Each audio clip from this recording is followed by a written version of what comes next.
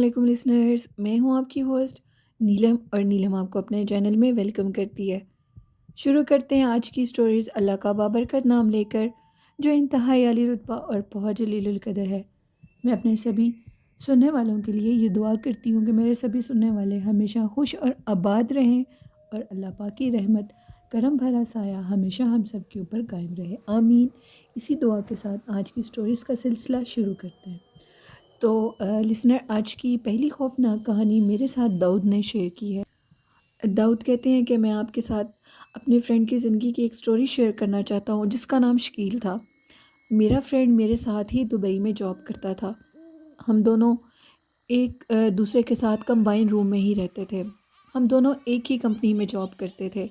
پہلے ہم دونوں الگ الگ رہتے تھے، لیکن ہم لوگوں کی ایک دوسرے کے ساتھ اتنی اچھی سلام دعا ہو گئی، اس کے بعد ہم لوگوں نے اکٹھا رہنا شروع کر دیا۔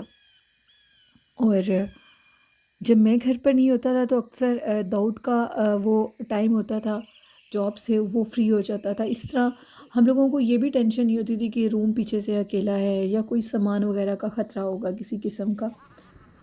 میرا جو فرینڈ شکیل تھا، اس کی جو جاب تھی وہ اس طرح کی تھی کہ وہ کمپنیز جو ہوتی ہیں ان کی کنسٹرکشنز کے آرڈر لیتا تھا، اور ان کو 3 ماہ کے اندر اس کو تیار کروانا ہوتا تھا۔ ایک دفعہ شکیل کو ایک کمپنی تیار کروانے کا آرڈر ملا، اور اس کی جو ٹائمنگ تھی وہ 6 منتھ کے اندر اس کو ریڈی کرنا تھا، اس لیے کہ وہ کمپنی اور وہ جو عمارت تھی وہ اس قدر بڑی تھی جس پہ 6 ماہ کا ٹائم لگ سکتا تھا۔ لیکن میرا فرینڈ شکیل اس قدر اس کام میں ہنر رکھتا تھا، اگر کوئی اس کو 6 ماہ میں کام کہتا تھا تو وہ اس کام کو 4 سے 5 ماہ میں کمپلیٹ کروا دیتا تھا۔ ایک دفعہ اس کے پاس اس طرح وہ اپنی کمپنی کو تیار کروانے کے لیے اسی بلڈنگ کے مطلب مالک سے ملنے کے لیے گیا، اور پھر اسی بلڈنگ کے مالک کو ملنے کے بعد وہ اس بلڈنگ کے جگہ پر گیا جہاں پر اس کو وہ بلڈنگ تیار کروانی تھی، اور وہ وہاں پر اپنے جیسے اس کا کام جو بھی اس کا طریقہ کار تھا اس کے لیے وہ چلا گیا۔ شکیل بتاتا ہے کہ اس کے دوران جب بلڈنگ آدھے سے زیادہ تیار ہو گئی تو بلڈنگ کا جو گراؤنڈ فلور تھا ادھر سے جو ورکر تھے وہ بھی یہ کہتے تھے کہ عجیب و غریب آوازیں آتی ہیں۔ اب آوازیں کس چیز کی تھیں یہ کسی کو سمجھ نہیں آتی تھی، لیکن شکیل کہتے ہیں کہ میں ان کو یہی کہتا تھا کہ شاید یہ جو آوازیں ہیں، یہ جو چیزیں نیچے پڑی ہوتی ہیں، سامان وغیرہ پڑا ہوتا ہے، تو کوئی چیز ادھر سے ادھر ہو جاتی ہوگی۔ لیکن ایک ورکر تھا، وہ اس چیز کو ماننے کو بالکل بھی تیار نہیں تھا۔ وہ یہ کہتا تھا کہ یہ آوازیں ہمیں ٹھیک نہیں لگتی، ضرور اس بلڈنگ میں کچھ نہ کچھ تو ہے۔ لیکن شکیل ان کی بات کو ہمیشہ اگنور کر دیتا تھا۔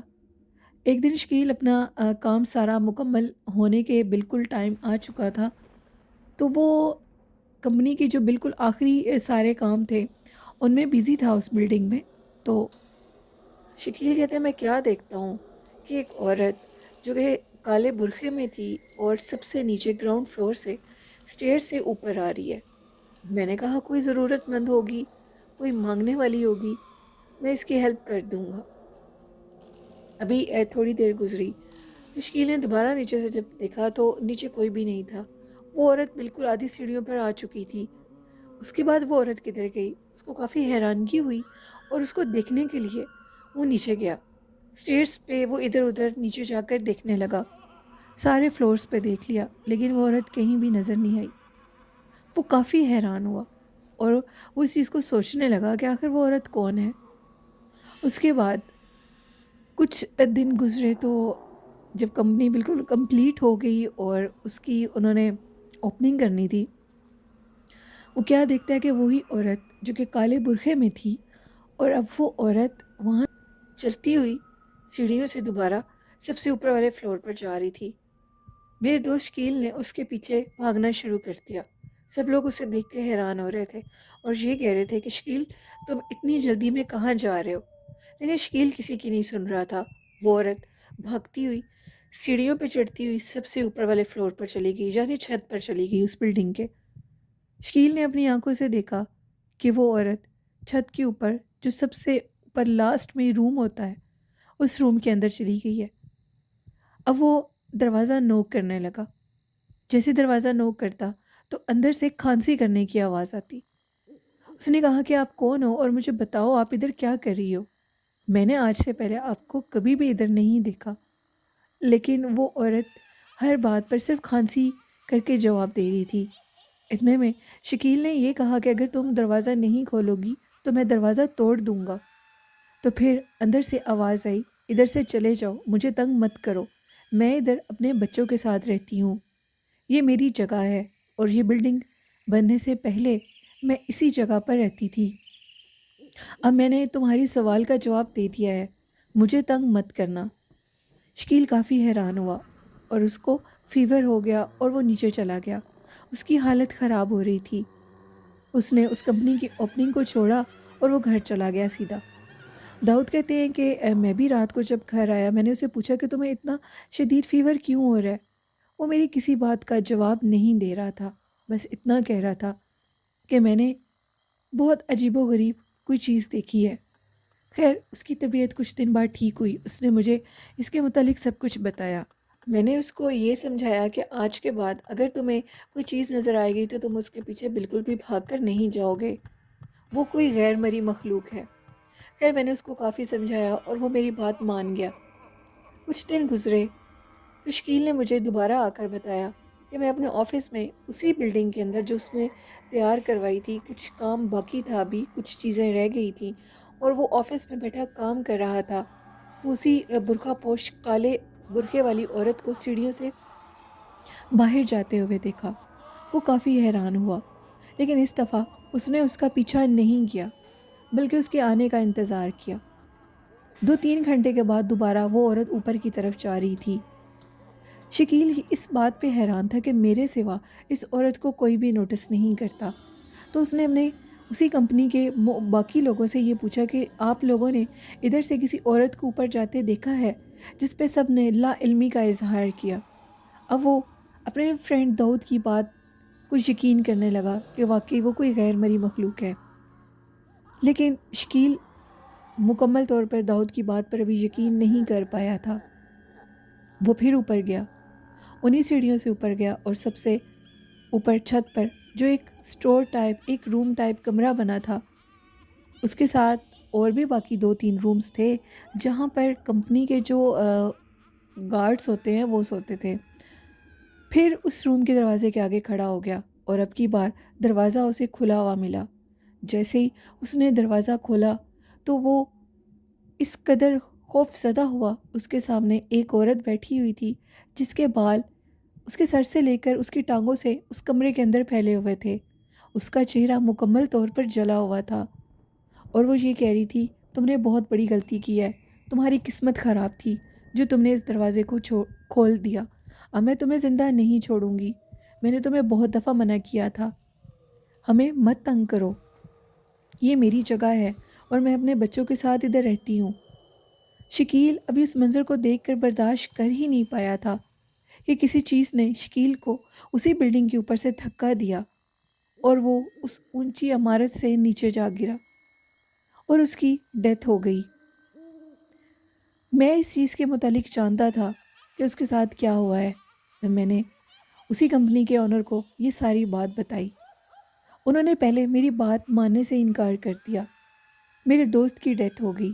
ناز اس کو اتنا سمجھانے پر بھی وہ کسی کی بات نہیں مانا، لیکن اس نے اپنی زندگی سے ہاتھ دھو دیا، وہ اس لیے کہ وہ جگہ عصیب زدہ تھی۔ ایسی جگہوں پر نہیں جانا چاہیے جہاں پر ان کا بسیرا ہو۔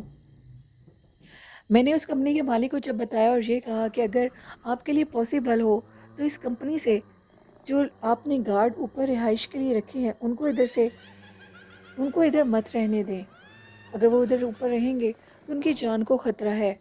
لیکن کچھ دن کے بعد اس طرح ہوا کہ ایک اور گارڈ ڈر گیا اور اس نے یہ دیکھا کہ ایک عورت ہے جو کہ کافی ہائٹ میں لمبی ہے، کالے برقعے میں ہے، خاموشی سے اوپر آتی ہے اور اس دروازے کو کھول کر اس خالی کمرے کے اندر جو کہ سٹور تھا کمپنی کا، اس کے اندر چلی جاتی ہے، لیکن وہ کسی سے ہم کلام نہیں ہوتی۔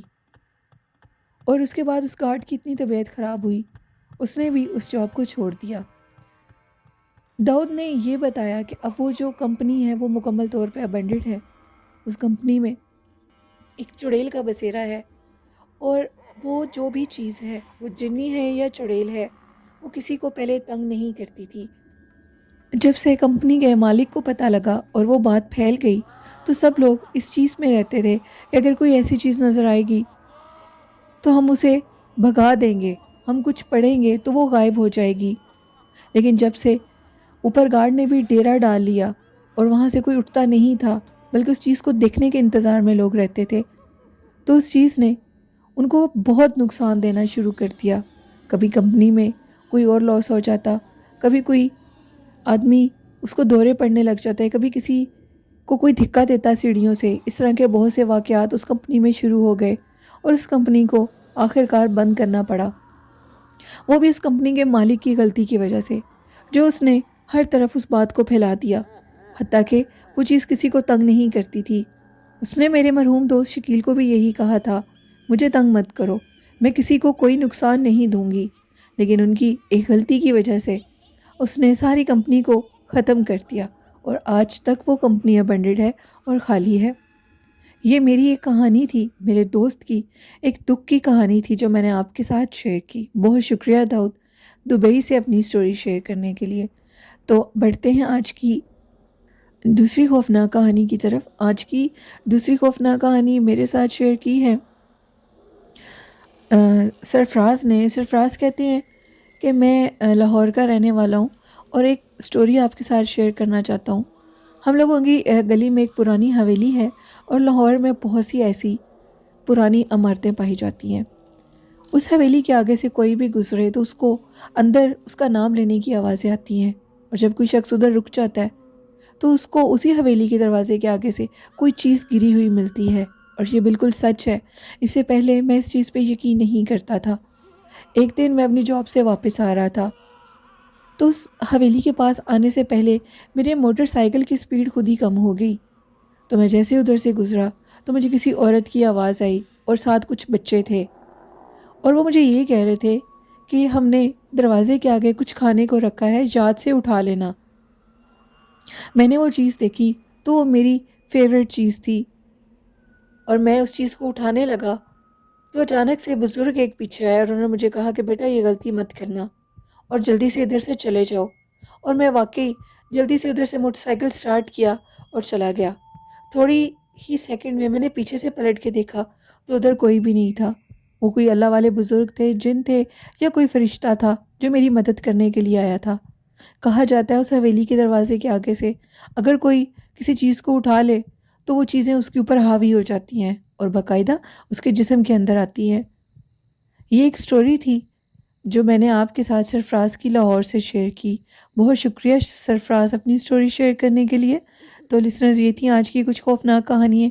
آئی ہوپ آپ لوگوں کو ضرور پسند آئی ہوں گی، اور میرے چینل کو زیادہ سے زیادہ سپورٹ کریں، سبسکرائب کریں، اور آپ بھی اپنی خوفناک کہانیاں میرے ساتھ شیئر کر سکتے ہیں ڈسکرپشن باکس میں میرے ای میل آئی ڈی اور فیس بک آئی ڈی پر۔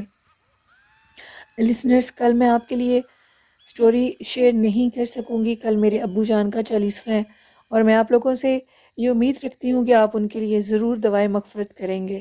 بہت شکریہ، اور اپنے والدین کی خدمت کریں، قدر کریں، ان کی عزت کریں، اس سے پہلے کہ یہ نعمت آپ سے دور چلی جائے۔ یہ میرا اچھا میسج تھا، اس پہ ضرور عمل کریے گا۔ نماز پڑھیں، طہارت کی حالت میں رہیں۔ مجھے اجازت دیجیے، دعاؤں میں یاد رکھیے گا مجھے اور میری امی کو اور میرے بہن بھائیوں کو۔ اللہ حافظ، اللہ نگہبان۔